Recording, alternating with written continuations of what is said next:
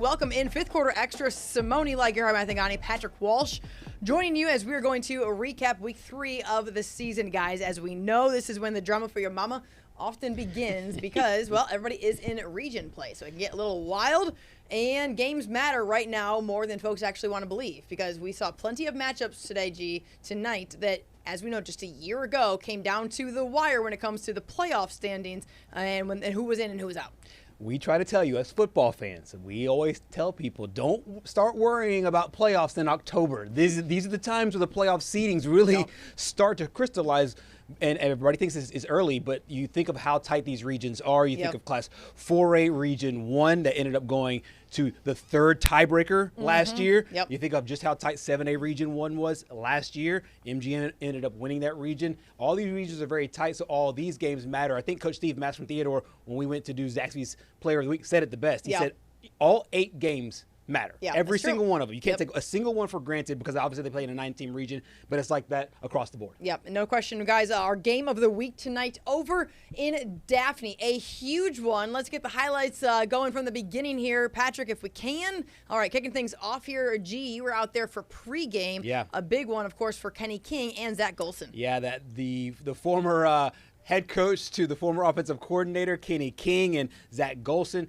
worked on the same staff with one another. It was a great atmosphere. Last year, this game was 21-8. MGM got the win, and then MGM ended up rattling off 6 more wins in the region to go 7-0 and win the region championship. And then off to a really great start here in this one as Jakenyon Allen goes into the end zone for the touchdown. He's got so much speed, and this is a team, Simone, in MGM, that they just feel like they keep reloading every single year, and they do so once again. But this one was really back and forth in this game.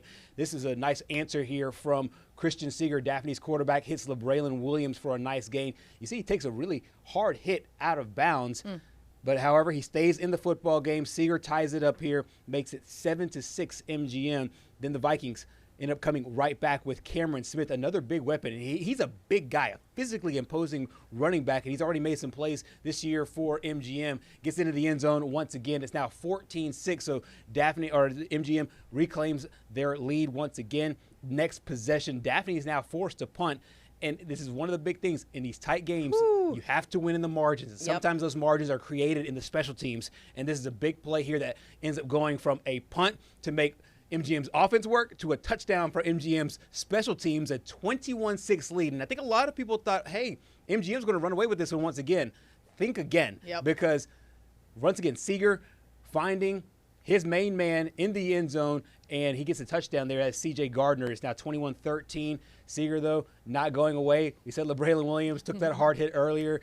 Coach Kenny King was so high on LeBraylon Williams going into this season. I got a chance to talk to him during our spring special, 33 teams in 33 days, and he said that he's a big playmaker. And we saw that a couple times in the game tonight. And then the ensuing kickoff. I mean, bang, bang.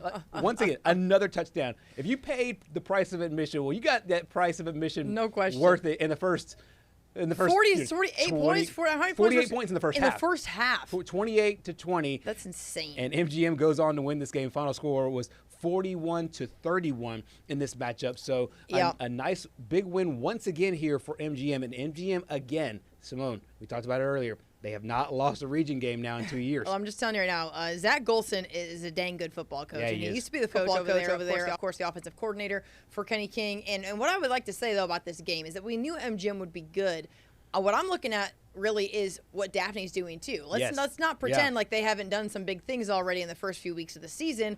Could it be the year for the Trojans to kind of be one of the top 2 programs there in 7A, maybe make some noise in the playoffs? We'll soon find out. But it seems like they've got plenty of talent there in Daphne. We're going to stay in 7A, guys, and head over to West Mobile, check in with the Baker Hornets, who last week, Gerhard, they looked really, really good against Alma Bryant, and they looked really, really good once again tonight up against Davidson. If you take a look here, highlights from West Mobile, and early on, the guy, we know him really, really well, Speedy Wheeler, into the end zone. He's got to make his weekly appearance here on Fifth Quarter Extra. Of course, into the end zone he goes. It was 14-0 at that point, G. Then later, a little bit of a pop pass. We were trying to figure out what we were going to call this, but a little pop pass, a little quick, call what you want. Gus Malzahn did that a lot. And listen, as Jamie and Pryor, regardless, get some great blocking. Into the end zone he goes for the Hornets there, 21-0. Then later in the half, Tate Graham dumps this one down. Don't think you're going to get a lot on this play. Well, how about you get a bunch, get 6, Speedy Wheeler. This is one of our 22nd State Bank Play of the Week options, guys. You can go on the website right now, vote for that, because, wow, Speedy Wheeler to the hizzy. And how about Baker all night? The Hornets get the win, G, 42-0 over Davidson. And look out, Baker might be one of those top dogs. We talked about this in the beginning of the season, how last year they were defensive led. They were one of the better defensive teams in all of 7A football. Now they have the offense really to go with it. They had it last year, but now it seems like all these guys have matured. Tate Graham has matured, Speedy Wheeler, and all these guys, and now they've taken that next step this season. All I heard was that Baker's defense might be the weaker part of this team. Well, they graduated so many guys. And I understand that, but it looks like, hey, they passed down some talent, or at least passed down some lessons, or that, Eric Scott's doing a really, really good job, because there they are. They're rolling. Yep, they certainly are. And I really love the way that this team is playing right now. And it's too far down the road to look. MGM. It ain't too far. Baker. We're looking forward to the Battle of Westmobile. We're looking forward to the Battle of Westmobile when that game comes around for sure. Let's go over to Fairhope, G. Yeah, Fairhope and Alma Bryant here, Class 7A Region 1, staying in this region here. Miller Blakely. This is a youth football night here for Fairhope. So you see all the young guys that are out there, and I really love this. Nice civic pride and good city pride for everybody here. And it's Miller Blakely getting the end zone. And what I love about this, Simone, is the fact that the kids all get involved as well. And our buddy, our guy Jason Garcia, if a kid says, "Hey, put me on TV," they're gonna put you, no doubt. Jason Garcia's gonna put you on TV. Jason Garcia will risk getting a touchdown if he can put a kid on television who is excited about life, man. And he did so twice there. You're the other kids out there for Fairhope, the future Pirates, hoping to make plays on Friday nights a little bit later on in their high school football careers. But the Fairhope defense comes up really big here as well. Oakley Newsom strips, and then Gus Faulkner gets the scoop and score for the touchdown. And Fairhope, once again, they won back-to-back games. Knocked off Faith Academy last weekend and get a big win in the region, 31-0 over the Canes tonight. All right, so definitely looking like it's going to be your usual suspects there in Class 7A. Also a 7A game, guys. I have a scoreboard for this one. Was Robertsdale and Foley, as Foley got the big victory in that game over Robertsdale, 27-7. So winners in Class 7A Region 1 this week. Give a dub to Foley getting the victory over Robertsdale. Of course, MGM beats Daphne. Baker gets the best of Davidson, and Fairhope beats Alma Bryant. All right, let's head to 6A, because this game has meant a whole lot to a lot of folks for a minute when it comes to the playoff standings. Theodore welcoming in McGill-Tulane, and 9 lives gone, no hope in sight. The Bobcats going to fall under the Friday Night Lights. That's awesome. You gotta love it. Listen, they've been putting together some great banners for a long time. Unfortunately, it didn't help them today. And I love Coach Faulkner. I love this McGill team, and they got a lot of talent. But if Theodore is not surprising folks right now, you are not paying attention. In fact, actually, Steve Mass told me I wasn't paying attention at all, because they shouldn't be a surprise. So you can look at it either way, because I told Coach the other day, I said, man, Coach, we gave J.J. Bush, you see him right there, as X Player of the Week award. I'm like, wow, man, great job, great win. That great win over Spanish Force. He said, Simone, you always pick against us. I said, Coach, it's been a minute since you won the big game, but here you are, winning the big game, back-to-back weeks. Look at this, here we go, into the end zone. Theodore gets the big touchdown there from Krishan Overton, keeping it himself a great read. Then the defense blowing it up. You got to love it here from Braylon Eli. E-L-Y, that is. I think that's how you pronounce that name. 10-0 after this field goal. Great highlights here from our guy Nick out there killing it at Theodore. Got the cheerleaders involved. Everybody's hyped up. And this will be a back-and-forth affair. It was actually 10-10 at the break. But then Theodore going to put the clamps on defense. Actually, here we're going to put McGill clamps on defense first, because this is one of our play of the week option. 22-second Bank State play of the week options right here is Micah Johnson on the pick 6.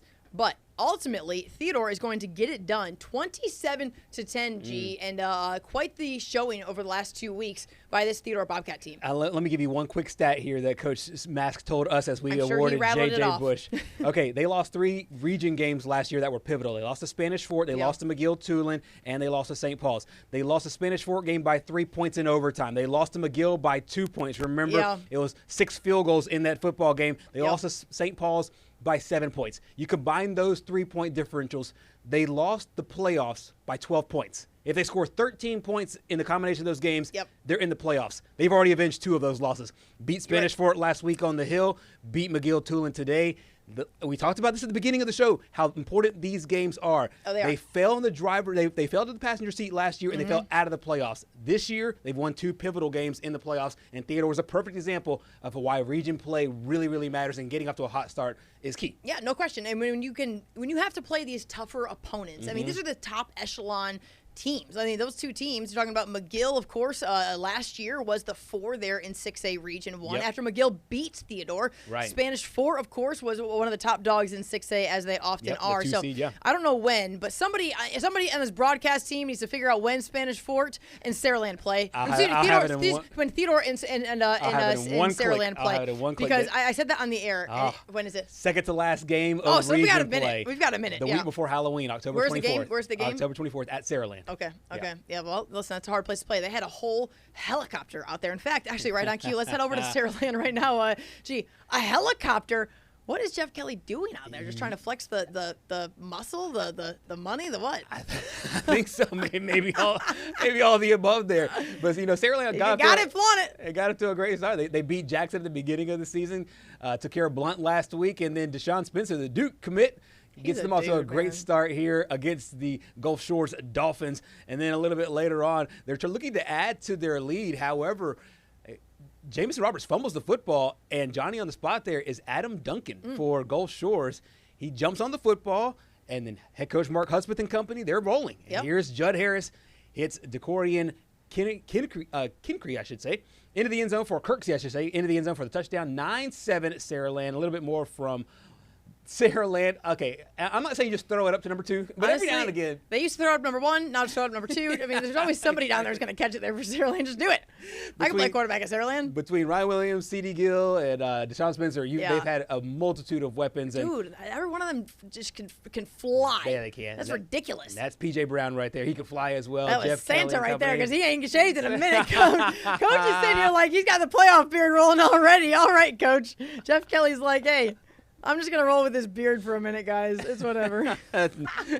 No shave September, baby. Already. 43. Already. 2 months early, Coach. I love it. 43-14 the final on that one. I love it. All right, good stuff. Saraland gets the dominant win over Gulf Shores, and Theodore was the winner there in McGill. Guys, we're going to take a look at Facebook comments here in just a minute, so be sure if you join us on Facebook, join into the conversation. We've got plenty more here on Fifth Quarter Extra. Let's keep it rolling. Where are we headed next, Patrick? What we got next? We're headed to Baldwin County, I think, to check in with the Tigers, welcoming in their not-so-friendly neighbors of Spanish Fort. These 2 don't like each other, in case you didn't know, but they are neighboring schools there. So early on in this game, let's get a good look here. Aiden Schamberger connects with Damian Tate. He muscles his way.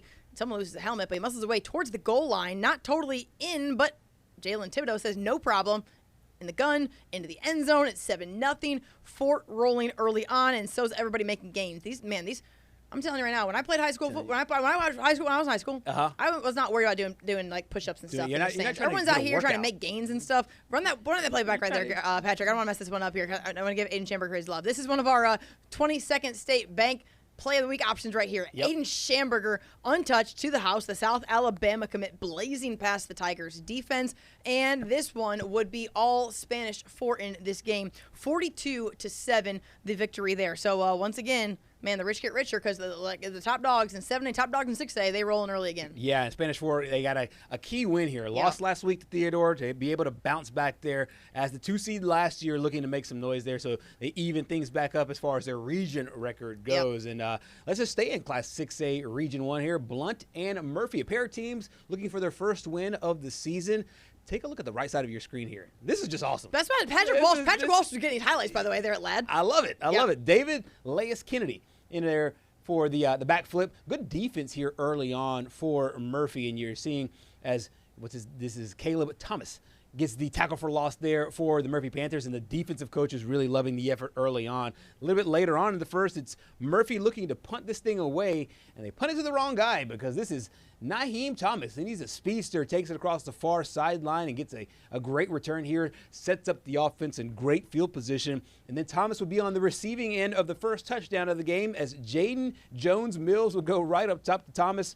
Into the breadbasket, puts Blunt up 7-0. Look at our guy P. Walsh on the highlight. All right. 32-0, the final score. So Coach Ray Nelson and company get win number 1 of the season, beating Murphy. A great effort there by the Panthers, but all Blunt in this one. Yep, no doubt. All right, guys, we're going to keep it rolling in 6A or 5A. Actually, we're heading over to 5A as we check in with Viger and LaFleur, the Wolfpack, the number 1 ranked team in the state right now, Gerhard. And how about a little bit of a switcheroo this offseason, as that's Ronaldo Jackson. And last year, well, he was wearing orange because he was coaching the Rattlers. Mm-hmm. And last year, that guy right there, of course, as we know, was previously at LaFleur in Michael Perry, and now he is the head coach over at he's head coach at LaFleur. Lord Almighty, I'm getting my teams confused. There's so much true. We know what you meant. Patrick, run that one back for a second. Let's do this again. There's Michael Perry. He was at Viger as the DC, and now he's at LaFleur as the head coach. All right, lots of changes in the offseason. Same school system, similar colors. We're rolling. Okay, here we go. Sammy Dunn, handoff to Dylan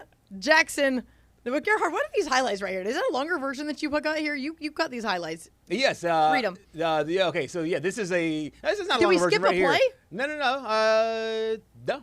This is cut straight from the highlights. So yeah, the first touchdown of the game was a nice touchdown run, and then the second touchdown right there that you saw was Demetrius Johnson on the first run, Sammy Dunn to Dylan Jackson, pair of seniors on the second run, and then this is Sammy Dunn again doing it with his feet.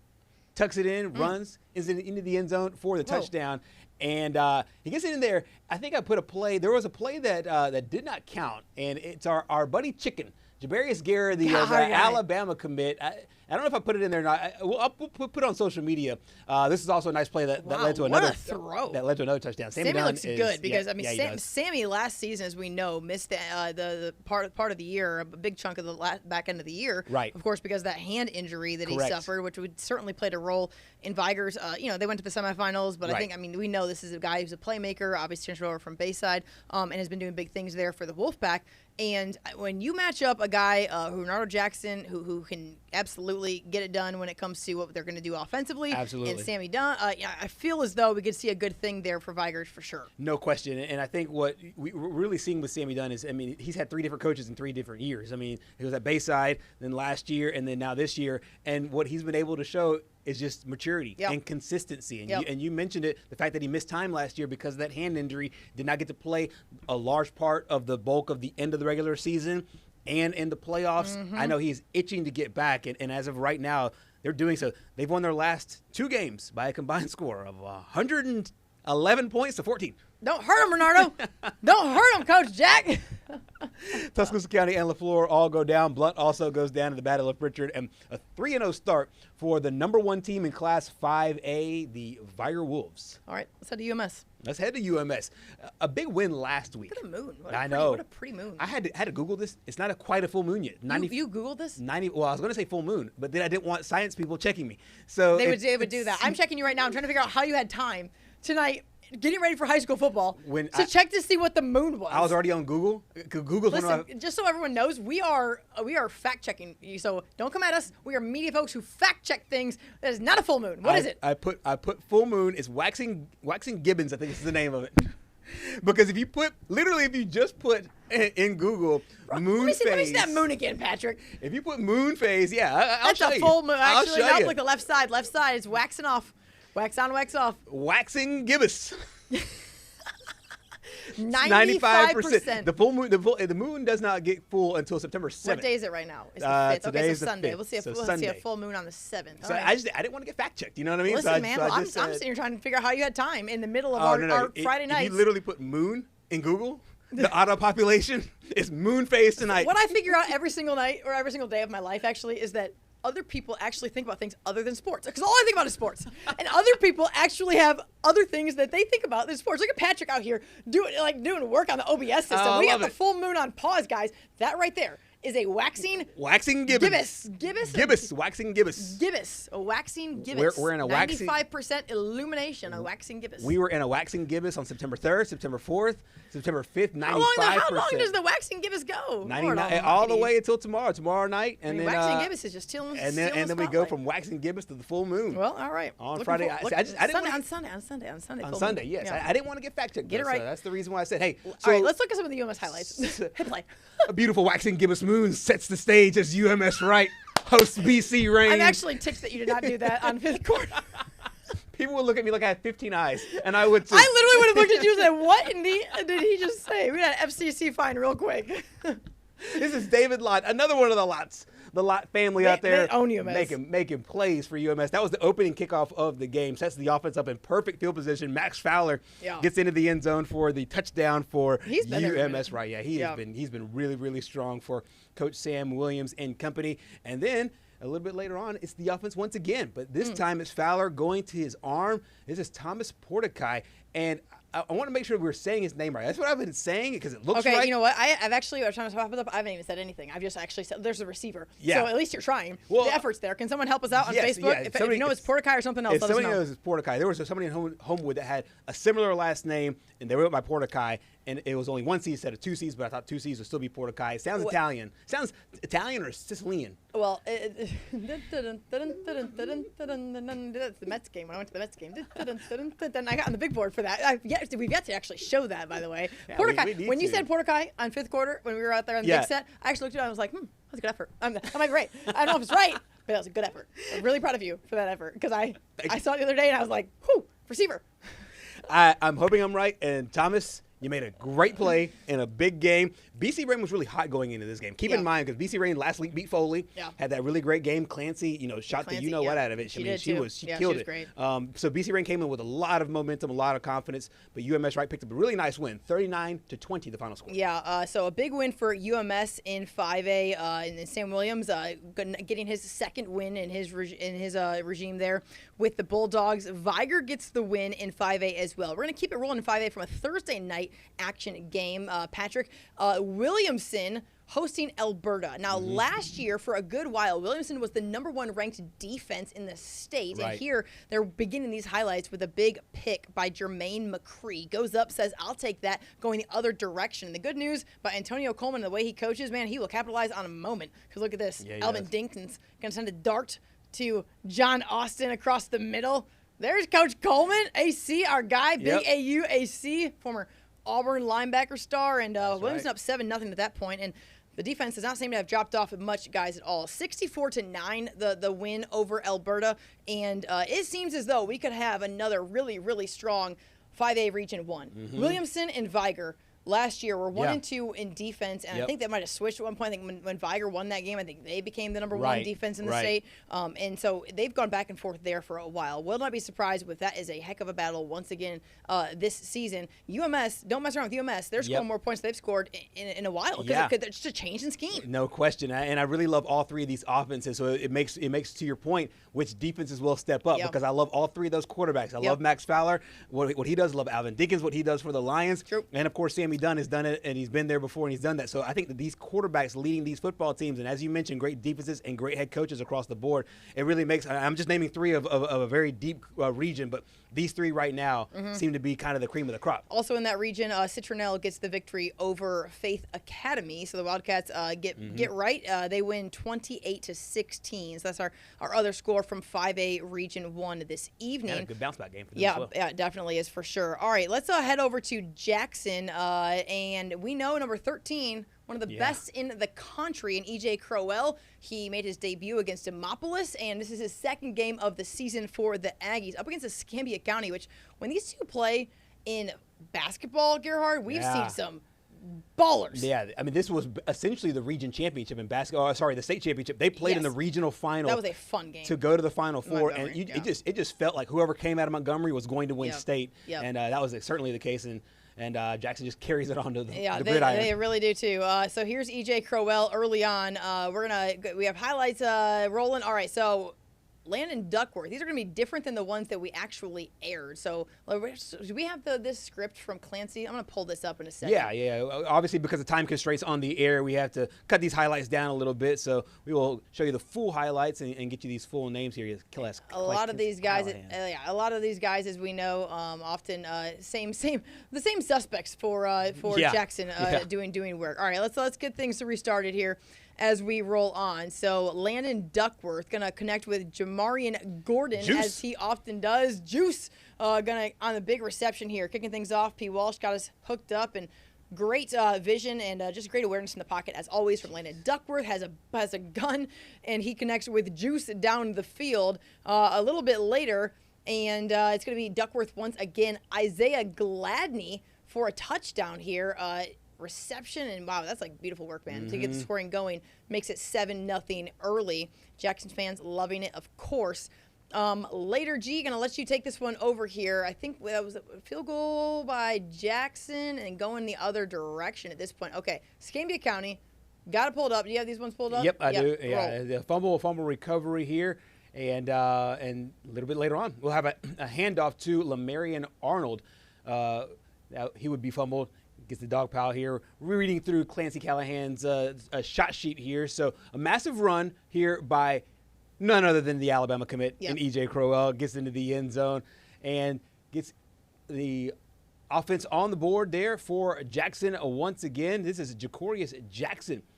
Pulls it down. They have so many weapons over there. And Look at Coach, throw. it's beautiful. Play that throw. Yeah, Landon Duckworth, of course, the South Carolina commit. And if I'm Cody Flournoy, I'm loving every bit of this. And what a beautiful pitch and catch there to Jackson, another touchdown. And he's kind of similar from a physique standpoint to the quarterback they have right now in Lenore Sellers, who's right now just balling right now in the SEC.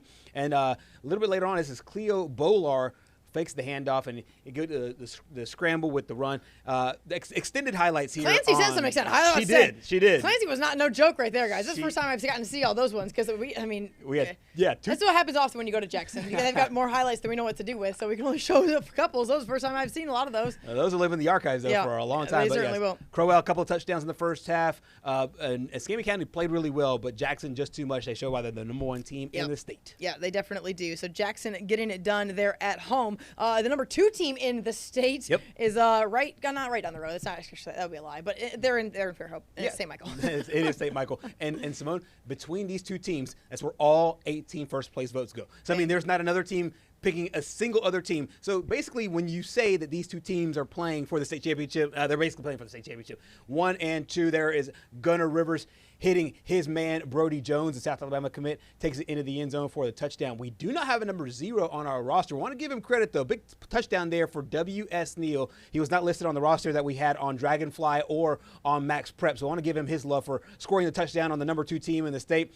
But I'll tell you what, Gunnar Rivers, Tucker Tomlinson and company, just way too much. You saw Tucker Tomlinson's big play that would lead to another touchdown, 14-7. The student section really showing out there for the Cardinals. W.S. Neal played really tough, and I saw somebody in the in our comment section from the W.S. Neal area, and the Eagles, yes, they played tough. If someone can tell us who that is, we don't have. I mean, sometimes if we can only have what the coaches give us. Correct. Yeah, we're kind of at liberty of what we get online from the coaching staff. Yeah. And sometimes the players change the number in the middle of the week, and it just doesn't get updated. Sure. And so we just don't have it. But yeah, we want to be able to give some love to the Eagles because they played hard, they battled hard, but St. Michael's just a little too tough today. Final score in that one, 43-29. The Cardinals get the win. So if you had any questions as to who the best teams in 4A are going to be, we're watching them unfold once again as we did last year in the semifinals, also in region play when Jackson and St. Michael went head to head. All right, let's head over to Satsuma as the Gators welcomed in a little Gator chomp from the fans. I love that. Welcomed in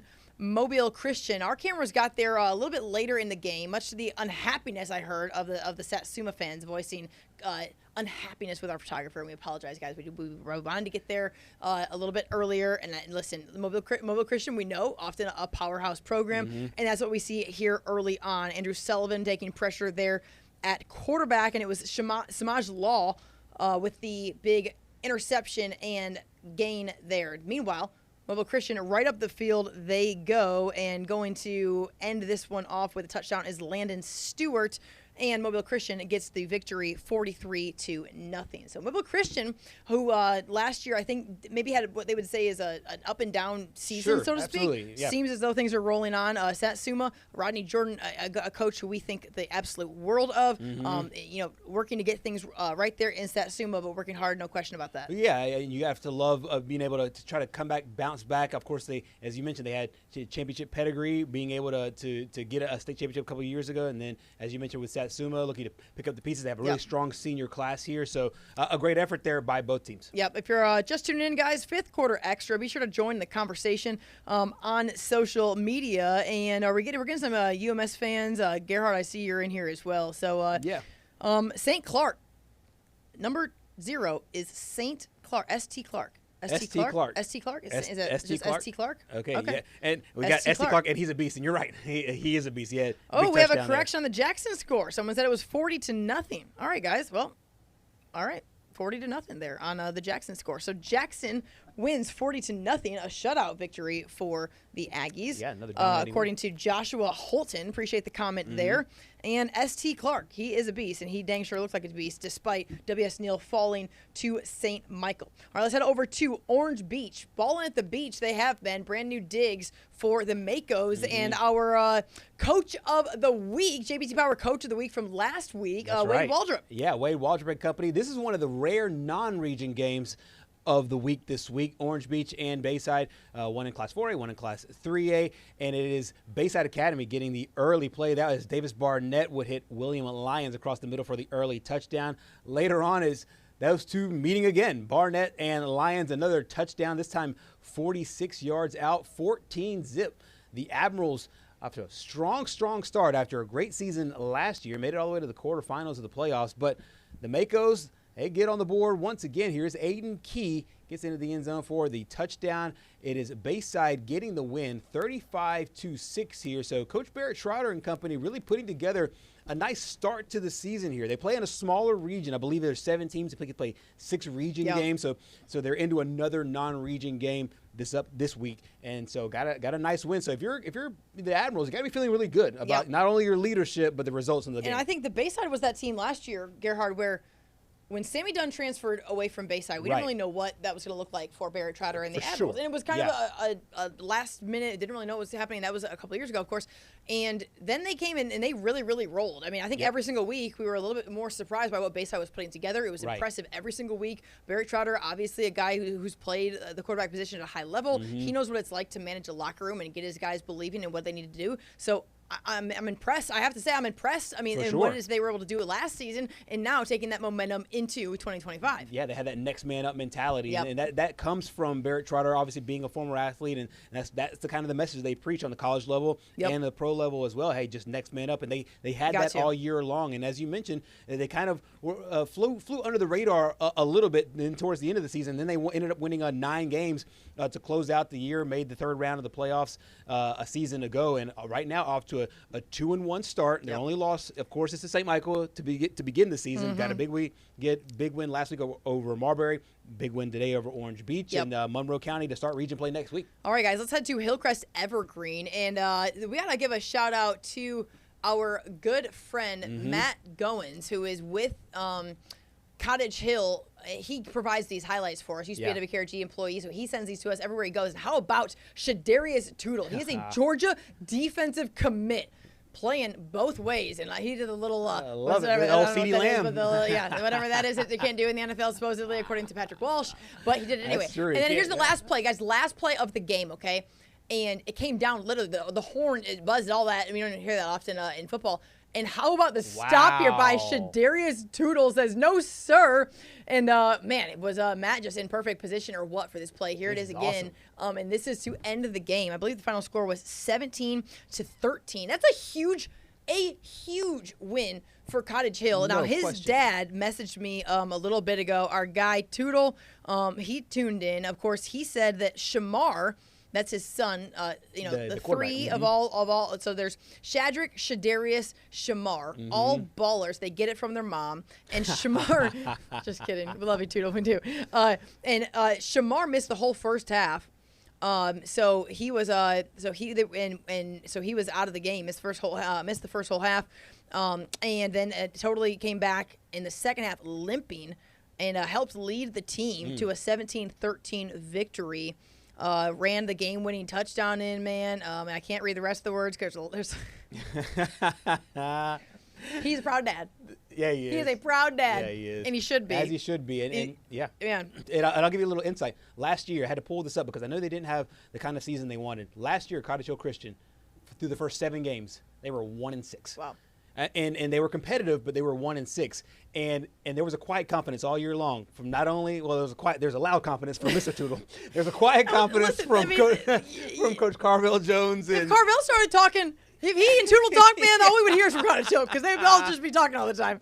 But someone's got to, But listen, dude, we love You have to balance. You have to have that balance. No. But there was a confidence this year about what this team could do. And so far this season, they put up 40 points twice now. They did it against Washington County. They did it against Satsuma in a big win last week in blowouts. And now to win a game the way that you just saw, it shows.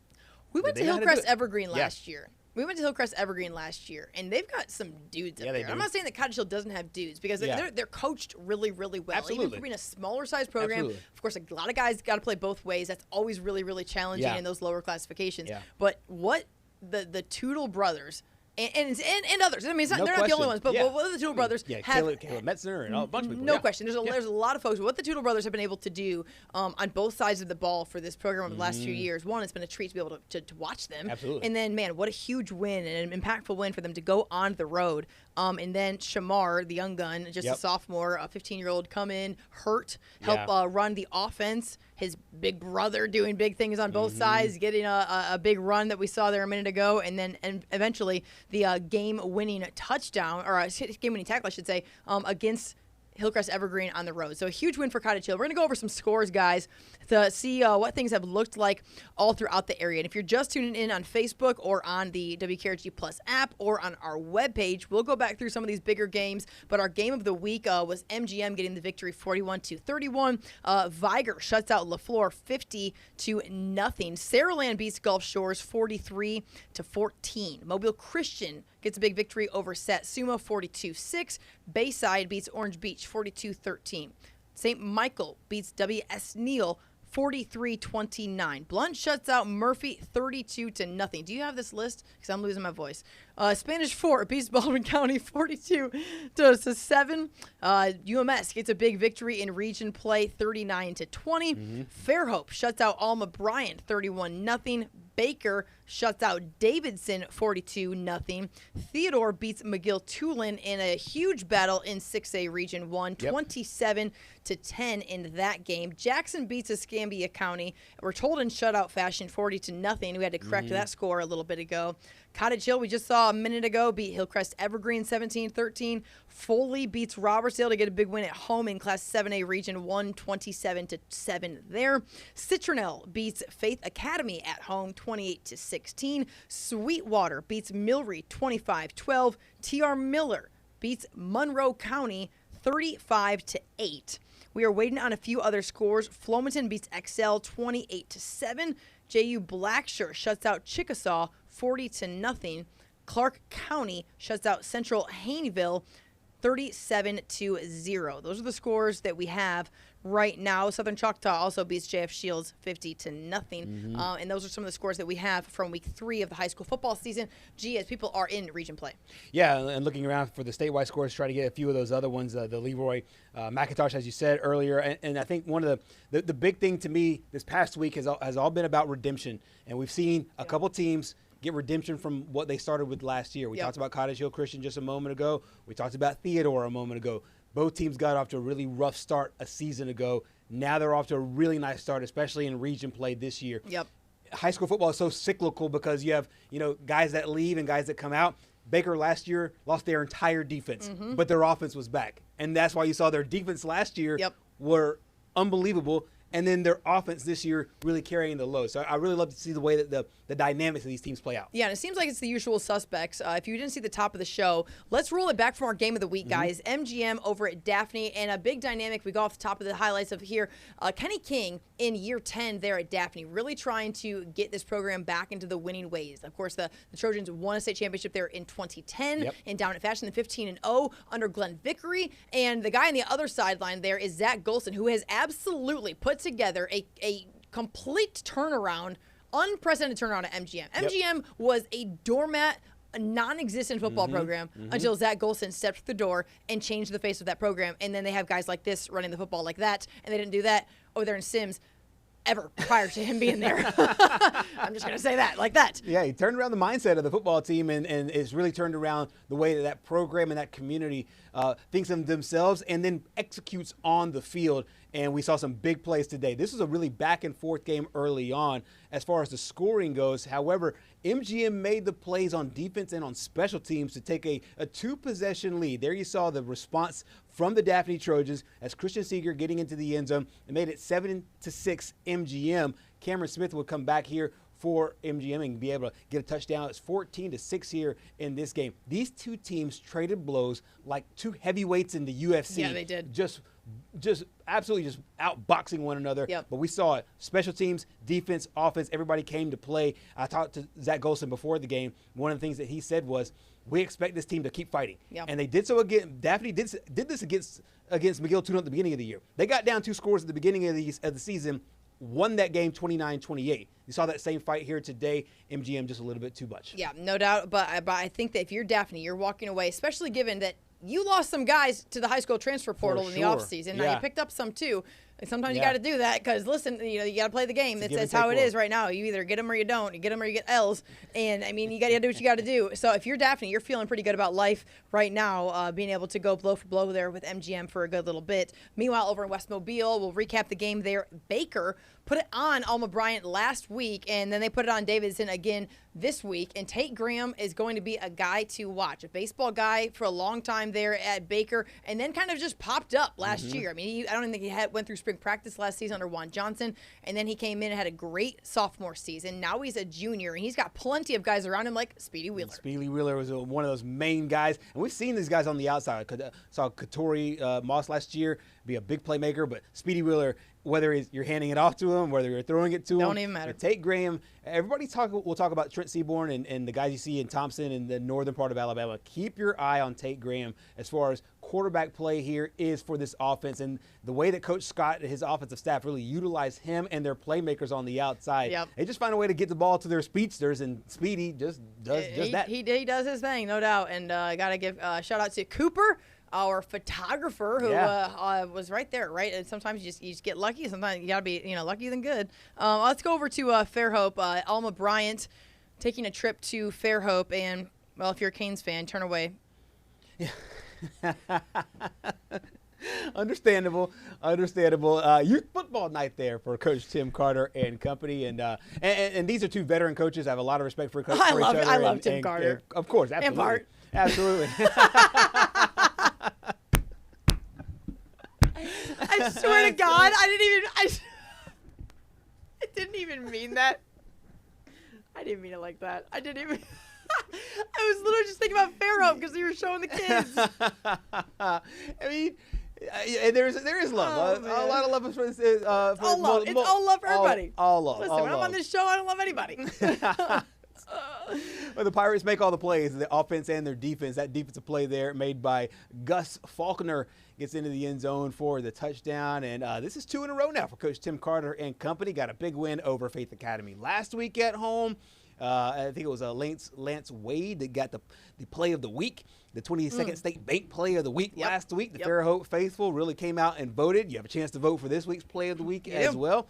And a lot of great nominees, 3 great nominees at WKRG.com. But a nice win there for Fairhope to start region play. Yeah, in 6A, speaking of play of the week, speaking of Zaxby's player of the week and everything else, that had a little bit of everything there at the Theodore game. Let's head over to Theodore. 9 lines. First of all, pause that, Patrick. We'll do that again. 1 line too many on lives there, I think, unless lines was supposed to be in there. What is that? Yeah, is that yeah. Lines, lives? 9 lives. Yeah, it's 9 They used the lives. whiteout. They used the whiteout. Yeah, Got to white that one out. 9 lines gone. No hope in sight. Hand it off to J.J. Bush. All right, here we go. Let's watch some highlights here, guys. Over there at Theodore, up against McGill. This game, we're replaying some things that we did off the top of the show here on 5th Quarter Extra. And J.J. Bush in on the kickoff return and doing some damage early, running over folks. I just love, one of my favorite things is getting to go give our Zaxby's Player of the Week award out every single week. Had a chance to do that. Of course, J.J. Bush, an Arkansas commit, so we got to catch up with him. And really humble kid. Even, I mean, the celebration there, I mean, I would do that too if I ran over somebody. And so, and I love the energy there. Really, really great kid. Krishawn Overton right here on the read option and into the end zone. He goes 47 yards to the house as Theodore opened the scoring. And, man, Theodore's going to be good. I mean, I feel like Steve Matt's been saying that. None of us have been listening, and here we are. Better listen. Well, he said year 3. I mean, this is going to be the year for his guys. Yeah. I said that, and Kendrick Abel is another big weapon for them. How many running backs? I mean, listen. Theodore has been at his best. Back in the Eric Collier days, it's been at their best when they can run the ball. That dude coached like they coached the SEC. Yep. I mean, like back in the SEC, actually ran the ball. Yeah, and yeah, and now the SEC looks a lot like the Big 12. But no, we're seeing a change in motivated football team there at Theodore. We talked about this at the beginning of the show. I think they're a perfect example of you got to take these early games seriously. They lost these games by a combined 5 points last year, and now they're on the winning side of this thing now, 2-0 in region play. Yeah, and it's not like all is lost for McGill. They go to 1-1 in region play after winning the Battle for the Cannon last week. I'm going to pull up some Saraland highlights. I want to look at what next week's games, before we wrap things up. I want to talk about what next week's games look like, if you can pull that up in a minute. Let's go over to the land where Jeff Kelly brought in the helicopter to get things going against Mark Husbeth and company. They had to say, like, hey, we got cool stuff to show you too, so let's take a look at these highlights early on.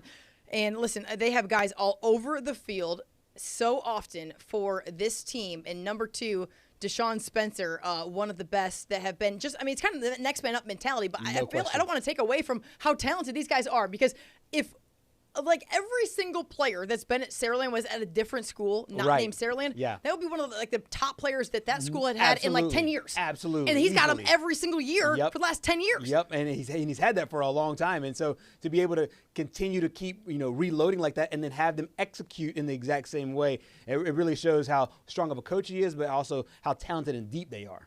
I don't know if you're going to go with that. All right, so on the other side, Judd Harris. We're back to the Saraland highlights. That was obviously Spencer once again on the reception there, and then dumping things down. Is Saraland going into the end zone again? And P.J. Brown gets into the end zone. P.J. Brown, former Mobile Christian, that's right. running back with P.J. Brown. Yeah, that's right. And head coach Jeff Kelly and company, they plug and play over there, and it's been really fun. It has been awesome to watch. And that team, if you're a Saraland fan, it really has been awesome to watch. Saraland can claim something, and Saraland's relatively a new school. They are not even 30 years old, and they, I think, are the first to have 3 straight Mr. Football winners: Ryan Williams, KJ Lacey, and that's really Ryan was the first to ever win them back to back like that. That's right. Yeah, that's right. And so you had 3 from the same school, and then to go out and to be able to lose both those guys, one to Texas, the other to Alabama. And then now you have Deshaun Spencer, you have Jamison Roberts,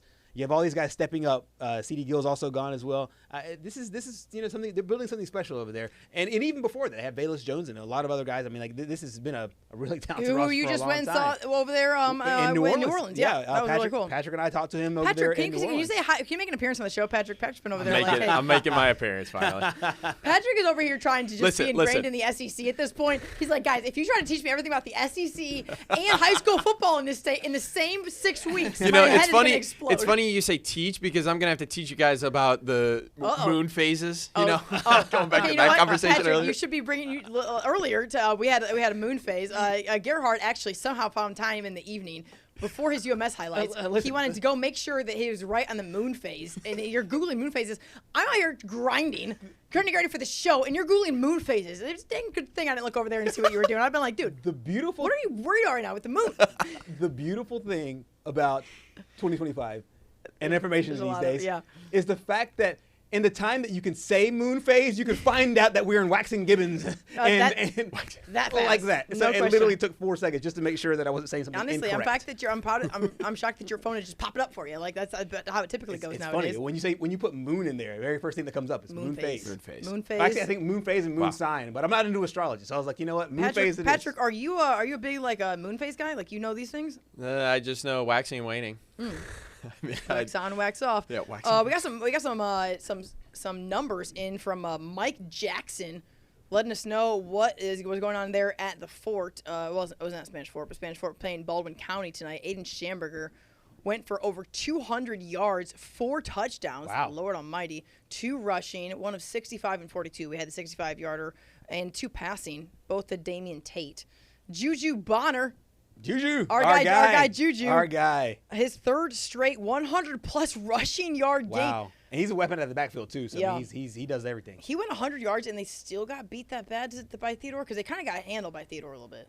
Yeah, especially in the second half. I mean, that game, like Spanish Fort led it early. Second half was all Theodore. So, I mean, we talked about Theodore's offense with Overton and J.J. Bush. Yeah. Theodore's defense might be really strong as well. I know they gave up 40-something to Baker at the beginning of the season, but they look good. Yeah. Gerhard, give us a rundown of what games we're going to be looking forward to next week. I guess I actually have the email I could pull up, too. What you got? Yeah, I was pulling it up from a different site here, but yeah, you could probably pull it from your email. Starting Class 7A, you have Baker and Davidson. That game at Baker, MGM. And no, sorry, this is a week ago. So yeah, this is off. So go to your Davidson email. My gosh! Yeah. And wait, Davidson was at That's Baker. Okay. I got you. Okay, let's pull up what we got going on for next week, guys, as we go into week 4 of the high school football season. Pulling up these games, of course, that will begin in Thursday night action, as it often does. We actually have no Thursday games. So Friday, September 12th, Jackson is going to welcome in Baker, and that's been a really, really fun non-region game to watch. And kudos to both of those squads for continuing to play. Obviously, it's a 2-year contract, as we often see here in the state. So Jackson will host Baker next week. That'll be a fun game. That'll be a fun game. Yeah. And as it works in high school football in the state of Alabama, each school will have a different off week. If you have an odd numbered region, then you have, of course, if you have like a 9-team region, 8 teams are playing each other, and the 9th team is either going to be on the bye or they're going to schedule a non-region opponent. And if you have a 7-team region, so ongoing. So meanwhile, St. Luke's in action in Central Hayneville. In 5A, BC Rain, you're going to host Alberta. Let's look for Fairhope is going to be at Davidson. Foley is going to travel to Daphne. Check out some of these other games. Looking forward to MGM will be at Robertsdale. McGill and Gulf Shores. Last year that was a game, and the Hail Mary. That was in Gulf Shores. Nope, that was against Theodore. I lied. McGill and that was Theodore at Gulf Shores. I was wondering because that game is at Gulf Shores. Yes, McGill's going to Gulf Shores. Yeah, that was on me. Bayside hosts Monroe County. St. Paul's will bring in Murphy. Saraland's at Spanish Fort. As we know, those 2 schools do not like each other. That's a big one. They do not like each other. That's going to be a fun one there on the hill for sure. But right now, Saraland is looking really, really, really, really strong. UMS and Viger.